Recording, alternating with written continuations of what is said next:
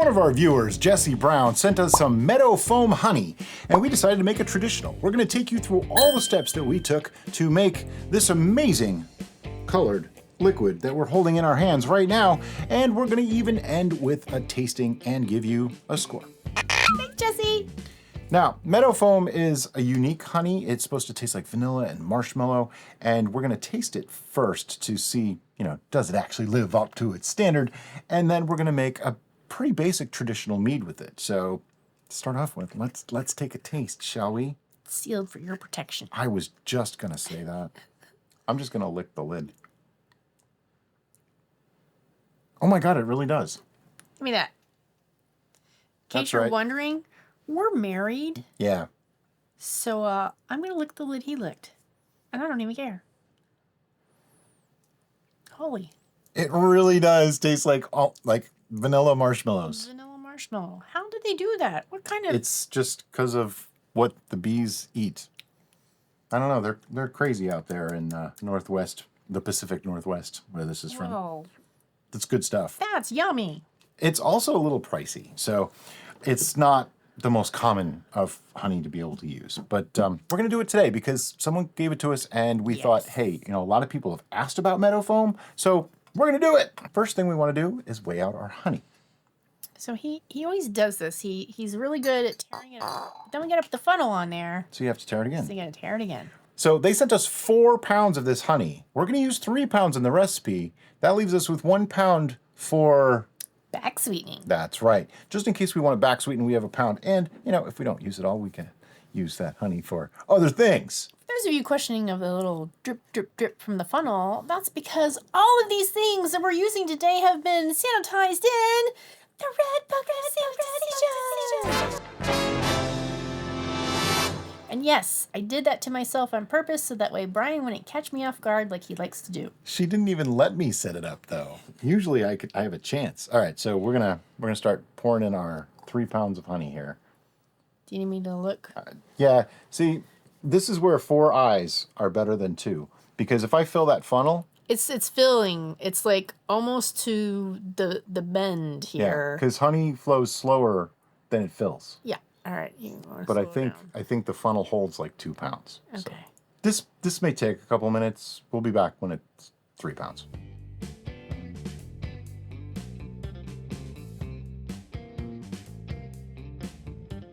I'm cheating. There's still honey in here. Yes, you could put water in it, mix it all, but then we wouldn't know how much we got. So that's just going to have to count as part of the pound that's left. That is just seriously good honey. Crazy. Crazy honey. All right. 3 pounds is in there, but most of it's still in the funnel.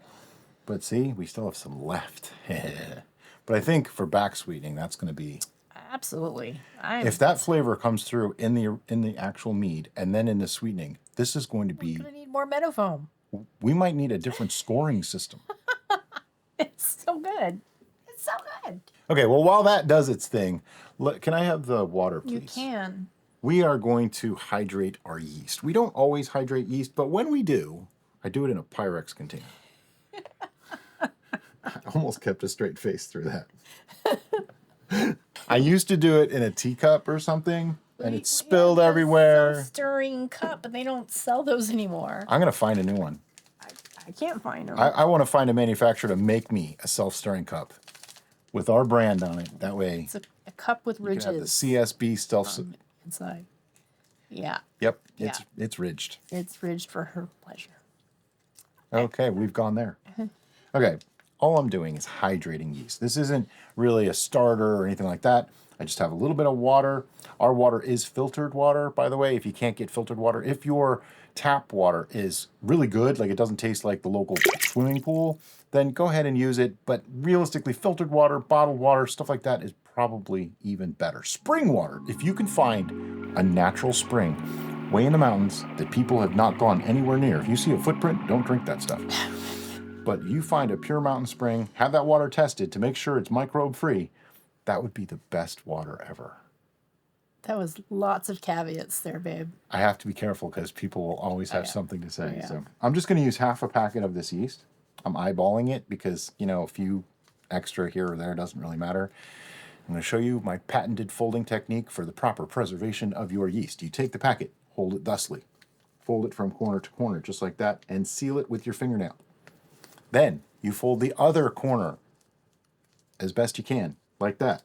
So you get a peak in the middle, right? You fold that down, and if you can get one more, you fold that down. Then you put a piece of tape on it, then you stick that in your fridge. Some people like to use the freezer. I like the fridge.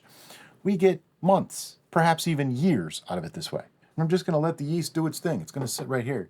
It'll be like one of those time-lapse camera things. You'll watch the foam come. What are we doing? We're good. I think we just have to get more water in there now. Some water in there? Some water. We have no water. All right, let's put our scale away. For this recipe, we're using 3 pounds of honey and 96 ounces of water. Now, why 96 ounces? Because I happen to know that 3 pounds of honey is just about equal to a quart of water in volume. So by adding 96 ounces, which is 3 quarts or 3/4 of a gallon, gives us a full gallon batch for our 1 gallon fermenter. And as we are U.S. citizens, it is a U.S. gallon. Yeah, we get asked that a lot, and I'm going to give back my patented response. Do I sound British to you? But a British gallon is like 4.5 liters, so it is a different size.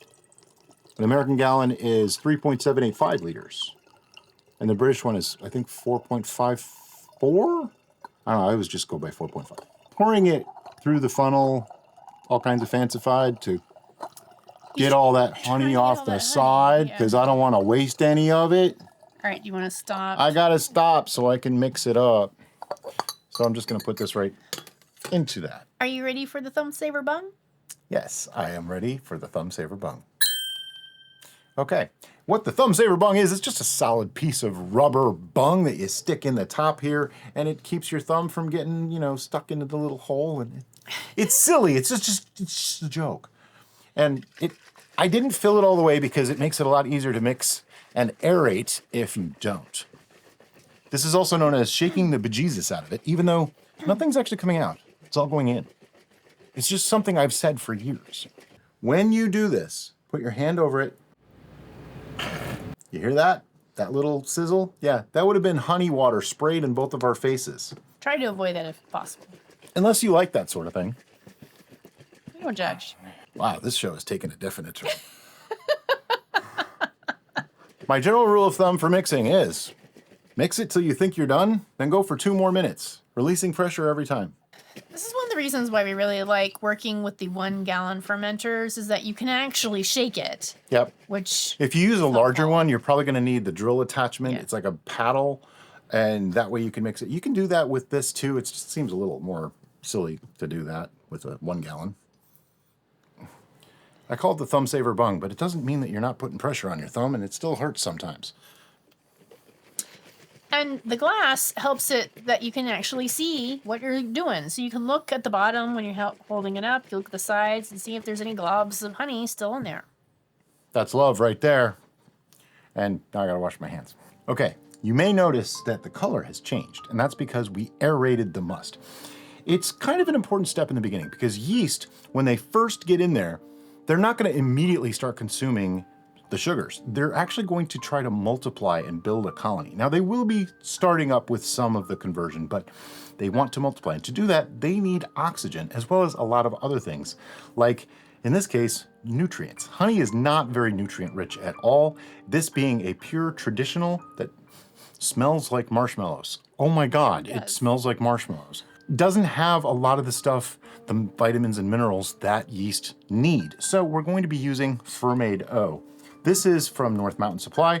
We'll have a link to it in the description of this video. And I am just going to use a half teaspoon. They actually say on the bottle, so I'm not following the directions exactly, on the bottle it says a 1/4 teaspoon now and a 1/4 teaspoon at 1/3 depletion of the sugars. What that means is when 1/3 of the fermentables have been used up, add the second 1/4 teaspoon. If you want to do that, feel free. It's called staggered nutrient additions. There's a lot of different ways to do it. There's a lot of calculators out there explaining it. I just go easy and put it all in up front. It's just what we do. Nutrients added. Okay, so the next step are yeast. Now I know these yeast are good, even though they don't look it in the container here.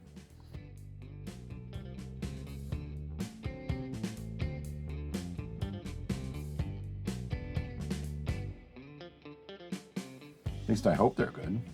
Well, they can still sit for a little bit longer because we need to put more water in here before we take a hydrometer Well, I was going to reading. put the yeast in, and then so that I don't, because I have water there that I got to volumize. Sure. I'm putting it in. Okay.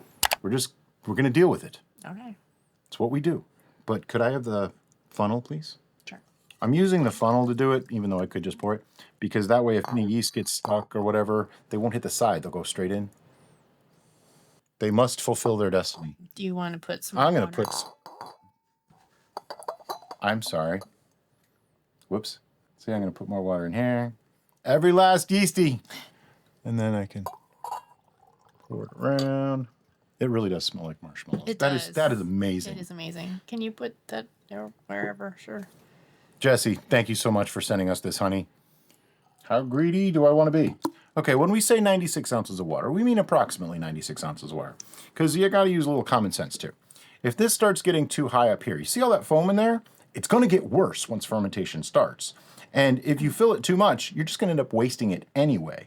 So I'd rather not waste this. I think you do a little bit more. I can do just a touch more. I just wanted to talk to them and explain why I was doing what I'm doing. Okay. I generally like to go just up past the hump. Yeah. We're using almost all of it. I mean, literally, we're down to just a couple of ounces of water that we didn't use. Not a big deal. What's next? You got to mix it some more. All right. So back with the thumb saver bung. And I don't have to thoroughly mix this. I just want to get it through. You want to mix it enough that your density of sugars is equidistant throughout your brew. So that way when you take your hydrometer reading, you're actually getting an accurate reading. It needs to be homogeneous. I used to say homogeneous, but homogeneous is actually the incorrect term. It's homogeneous. The things you learn. I would say that is mixed. Here you go. All right. Now it's time for me to get the gravity reading equipment ready and for Brian to wash his hands. Yeah, I'm sticky. Because I'm not sure if I actually said it or not, the yeast we're using is Lalvin 71 Beast, also known as Lalvin 71B. I guess that would be the other way around. But it doesn't matter because Lalvin 71B is probably my favorite yeast. It works really well in our environment and it does retain fruity flavors. Doesn't need a lot of nutrition. It doesn't need a lot of nitrogen in the must for it to work really, really well. And it works really well with like malic acid, things like that. So in ciders and anything with apple, it works extraordinarily well. That doesn't have anything to do with this one. I just thought I wanted to use it because I like 71B. All right, take a reading. It also goes to like 13 to 14% with the occasional 16 and 17%. So I know it should be able to ferment this must out. I'm expecting this to be somewhere around 1.100 to 1.111. No, 1.100 to 1.110. Yeah, that. Sounded like too many ones in my head. Well, I was pretty much right on. 1.110. Just to give you an idea, if you look at the side of your hydrometer, where you turn it around from the 1.110, you can find the potential alcohol. And for this one, it's right around 13%, which is pretty close. We use various other means to actually determine that, but it gives you an idea. An estimation. So that way, if you see that it says like 18%, you're using a 14% tolerance yeast, you know you messed up. You gotta add some more water. So what's next? I believe an airlock. Airlock and a bung, because if you just put an airlock in there, it doesn't do anything. You need the bung first. All right, and just stick it in there. If it's not working well, like if it doesn't seem like it's holding, I often put a rubber band on it. These come from broccoli, by the way. They work wonderfully well for this exact purpose. And I'll just show you my method. I just stretch it over the whole thing, loop it over one side, loop it under the handle, and ta-da, your bung will not pop out. If you happen to have the European bungs that have the two handles, you can do double rubber bands and be extra safe. Just don't use super glue. No. Somebody told me they did that, and I said, why? You have to open that a couple times. But anyway. So what are we going to do now, Brian? We're going to let it sit. That's her line. And by let it sit, we're going to put it on a half-sheet cookie tray with the raised edges, just in case this gets to be super excited in this fermentation, and all that foam roars up and pours out of the... And looks like a middle school or, well, I guess that'd be elementary school science experiment. Volcano. All that stuff will go into the tray and not all over your kitchen or fermentation area. One important thing before we go is we have been taking notes the whole time. My notes say Meadowfoam Traditional Mead, 5/9/24, which is today's date, 3 pounds Meadowfoam honey, half teaspoon fermento, 96 ounces of water, half packet of 71B yeast, and 1.110 original gravity. We will add to those notes as time goes on, which you will see as the video progresses in about 2 seconds. It's been almost 5 weeks. Why 5 weeks? Because look, it's still bubbling. This was a weird one. We started it with half a packet of the 71B that we also used in another brew that started up almost immediately. This took almost 5 days to start up. It still never got truly super active, so it could be that wild yeast took over and the wild yeast are what fermented, because it always had kind of a, it didn't look typical, let's put it that way. Nothing dangerous, but there was like an unusual croissant, like a little bit more brown than usual. Just things that we don't normally see. Nothing harmful, just different. So we just let it do its thing. Yep, so this is we got 5 out of its way, weeks. Just let it sit. Smells like a mead. Looks like it did not finish though, which is a little bit troubling. It's very gassy. Gases will make it lower, not higher though. So this totally stalled, okay? 1.024. Or it's still going and it's just incredibly slow.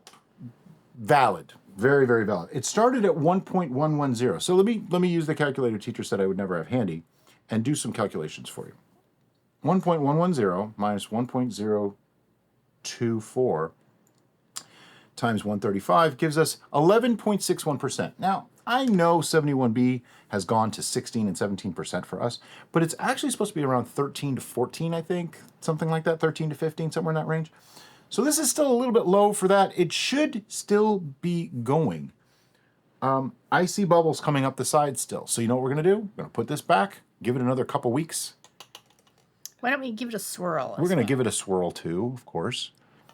When you have something that might be a little stalled or a little slow, this next technique I'm going to show really does help a lot. And it's called the swirl. What I'm going to do, without an airlock, so be careful, is I'm not shaking this. Someone said that shaking and swirling are synonyms. Grammatically, they may be, but they're different ideas, okay? Shaking is doing this. Swirling is when you get a vortex going.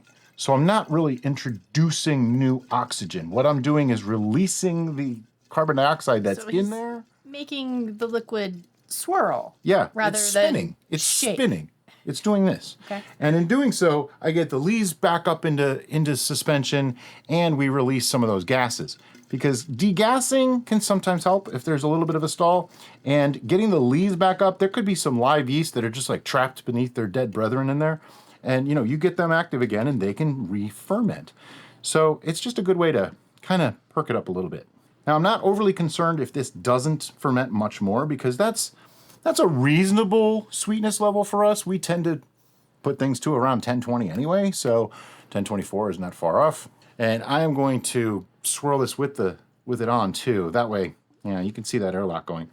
By the way, someone told me just recently that CO2 is much more permeable to water than oxygen is. So it's much less likely for oxygen to get into your brew than for CO2. And that's interesting because we don't actually, think about it, you don't carbonate with oxygen, you carbonate with CO2 because it stays in solution a lot better than oxygen does. Interesting. So also it's heavier than oxygen, which means it's going to push out that oxygen. So the risk of oxidation from what I just did is pretty slim. It could happen, of course, but we're trying to minimize. That's why I said slim. Minimize our risk, maximize our. In the words of one of our VIPs, it is a non-zero risk. Non-zero. Which means anything above zero. But anyway. All right. So what are we going to do now? We're going to let this sit. I'm just going to stick the label back on. Took our notes. See you in a couple weeks. It's been 2 weeks. This was at 1.024. We determined it was probably stalled, but this has been a very strange fermentation from the get-go. I have a feeling we're not dealing with the 71B yeast in here. I think we're dealing with a wild yeast fermentation because it just took forever to get started, and when it did, it was kind of a very slow thing. I've never seen 71B act like that, so or at least not very commonly. So who knows? Could be a combination too. It is possible. Usually yeast cannibalize each other and one lives, the other colony dies, but you never know. Doesn't matter. We're gonna find out. How'd it do? It did clear though. Oh yeah, and the color is so cool. It's like this reddish, almost like a tea color. I know very much a tea color. That's a perfect description. Looking through the fact that it's cleared though usually means it's as done as it's going to be. But we're going to find out what to do next as we go. And I like the system that we use for that because I'm not sure what we're going to do with this yet. This might sit another week, or we might move on and do taste alteration today. I don't know yet. Looks like it did actually stall, but it might have moved a little bit more. It's 1.024. It has not moved at all. Where's my pen? Okay. At this point, we need to talk about something.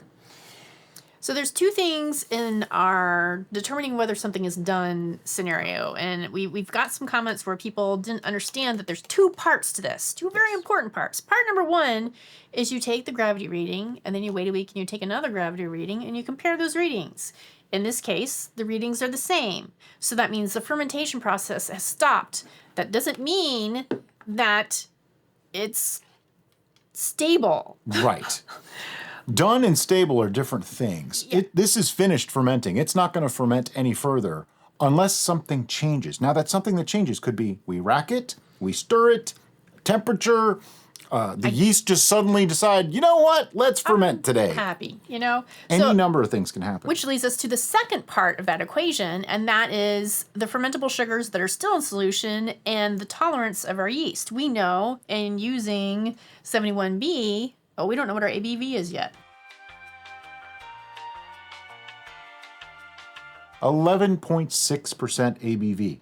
I have no problem with saying that's an appropriate amount of alcohol for a mead. Totally cool. But we do know that 71B can go beyond that. Oh, yeah. So this is not a So we have a stable brew. situation. But what we need to do is find out, how do we like it? Does it need alteration, or should we just move right to pasteurization and bottling? It has a lovely toasted marshmallow smell. It's kind of funky to me. Really? It's kind of Bochet marshmallow. I'm in love with the color, though. The color is awesome.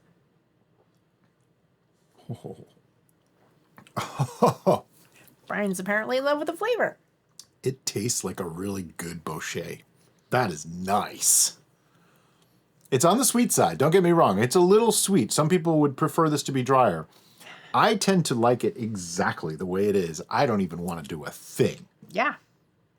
You know what that means? This is going to get racked to another fermenter so that we can pasteurize it. I don't think it needs any taste alteration. I will drink it exactly the way it is right now. That's amazing. All right, so I will link in the description below our full racking process and also our full pasteurization process, so that way you have all that information at your fingertips. But basically, racking just means moving from one vessel to another. We use an auto siphon to do so. It's a pretty simple thing to do. That's why we don't show it in every video, but we do a video on it, like she said. Back in a minute. No, we're just going to let it sit after we're done pasteurizing, probably a week. And then we'll be back with our final tasting notes. Yeah, you don't need to see anything more from us today. Yeah. This will go sit and clear out again, and then we'll be back. Like, what the heck? Why am I repeating everything you're saying? It's okay. It's been a day. We'll see you soon. See you in a week. Okay, so it's been another week. So now we're doing our scores, and our scores are new, approved, new scores. Yeah, this is the second time using the sheet. Changed again, but we feel like listening to your comments and your feedback, we've made some adjustments, and hopefully now everybody can be happy. We got everything covered, I think. All right, the first thing we want to talk about is repeatability on this. So now, this was really easy. This was just a traditional except for a couple of things. It was really rough starting up, and it stalled. Yep. So to make exactly what we made, I do not think this is a very high repeatability. Yeah, because it's... Because our repeatability score is based off of someone with little to no experience. Could they have done exactly what we did? I think a lot of it was left to chance. I don't think this one was down to so much skill. This was a bit of a chaos monkey, is what he's trying to say. So repeating this exact beverage, yeah, probably not. But using could- these steps and following Yeah, it, you making could a totally successful have made mead, a mead, yeah. absolutely. So I guess we're talking about this specific. Yes, we are. So So she has to put a score down now. We go 1 through 10 on repeatability score. all right. I gave it a 3. I gave it a 6. I don't think this would be that easy for the average person to do what we did. Like Derica said, though, could you ferment meadowfoam honey and make a mead? Absolutely. Sure. Super easy. Really, really simple.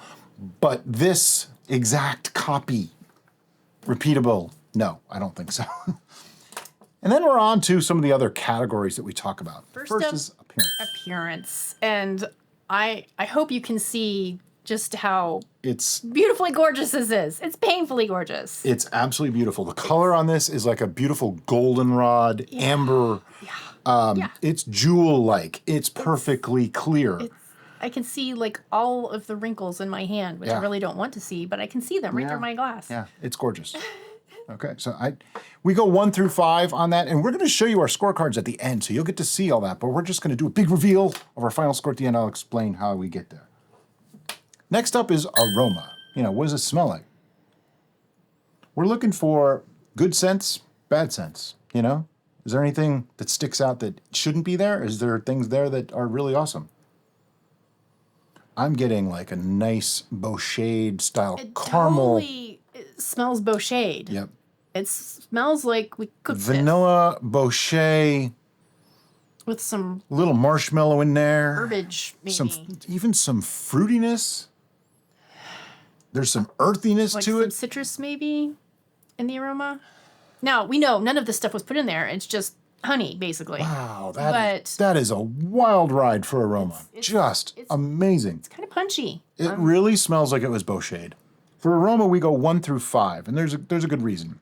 To us, the appearance and aroma are important, but they're not the end all, so they're weighted a little bit lower on the score. If you want to be all hoity-toity, there's many ways that you can smell a brew. We suggest With your nose. with your nose, but breathing in with your mouth slightly open, breathing in with your mouth fully closed, Use different nostrils. different nostrils, all the stuff. But if you don't like intellectualizing the experience, then you don't have to do any of that. We do it for you, so you don't have to. A lot of people have told me, I don't bother with any of that, I just drink it. And that's fine. great. That's all We you. tell you what to expect, so you don't have to worry about it. Now, the next part is flavor. And this is one of the more important aspects, I think. Flavor, we go 1 through 10 on our internal scoring. And I think it's the most important thing, really. I like the flavor or the aroma better when I swirl it. Mm-hmm. You never passed it already, but Because we're on flavor. Oh.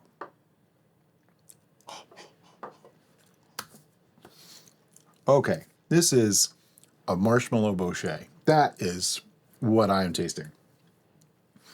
It is at 1.024 final gravity, so many people would consider this to be a dessert mead. It's sweet. It stalled, as I recall.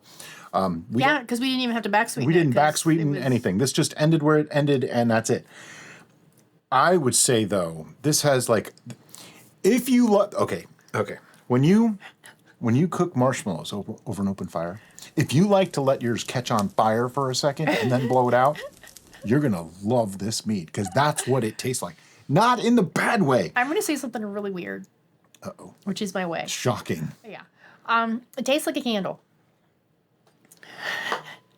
Like one of those very potent scented holiday candles. I'm killing Brian over here, but to me it tastes like one of those really expensive scented Christmas candles. To me, this tastes like my childhood growing up in my grandparents' cottage when we used to have bonfires. And there was like 50 people all toasting marshmallows over a fire that was 20 feet high. That's what this tastes like to me. I love it. I think it's great. I was deprived as a child. You didn't get to play with fire? Well, I lived in Florida, so we didn't really do fires all that much. I think the only time I had that experience was Girl Scout camping. I think I had s'mores every day of my summer growing up as a kid. Wow. Now there's something you know. Yeah. I didn't even know that. Yeah, s'mores, marshmallows, yeah. At the cottage in the summer. Oh, yeah, every day. Not at home, but at the cottage. Grandparents, they spoiled me. All right, so memories are flooding in for Brian. That's probably going to affect his flavor score. Okay, our last score is intent. Did we have an intent? Our intent was to Well, ferment this is a Meadowfoam traditional mead. this new honey. With us not really knowing exactly what Meadowfoam is supposed to be like or how it could ferment, I've heard a few things along the way, but I like to find out for ourselves rather than base it on other people's bias. We do go 1 through 10 on this. I would have to say we created a nice rendition of a Meadowfoam mead. For me, being that the fermentation process was so wonky, Yeah, I mean, it's not perfect. and you're getting marshmallow, I'm not getting as much marshmallow. But when I tasted the honey itself, it was Definitely tasted full on marshmallow. So that is going to knock down the intent score for me. But ultimately, I had no intent going into this other than to ferment a new honey. Right. So what's going to happen now is we're going to add up these scores. And because we do it where basically the lowest score that we can give total is 4 and the highest is 30, we're going to divide the total score by 3, giving our total score range of 1.3 to 10. Now, if we think something's just awesome and we give it a 10, we can override that to 11. That's right, the 11 is back. But it has to be a 10 first in order to be an 11. Yeah. See? Okay. Anyway, so we're going to add up these scores. Be right with you. Okay, scores have been tabulated, numbers have been added up and multiplied and divided. Are you ready? There's no multiplication. Sure there was. Got to make it sound like it's all kinds of official and complicated. All right. Okay. All right, do you have a number? I do. Are you sure? I am. 1, 2, 3, 8.7. Last time we did this, we both gave the exact same scores. This time they're slightly different. They are different. And there should be a picture of it up right now so you can see what our actual scorecards were, giving you an idea of how our system works. And we just divide it by 3 at the end. That way we give you the average score of all those numbers put together, and it gives you a 1 to 10 scale. I think it works really, really well. Yeah. If you have questions about our math, notice there's a line between repeatability and everything else. Yeah, because repeatability doesn't count into the separate- total score. Yeah. It's a separate score altogether. Now, I believe that we've mentioned s'mores enough in this video alone to foreshadow, predict into the future Oh, yeah. what might be coming Oh, yeah. soon.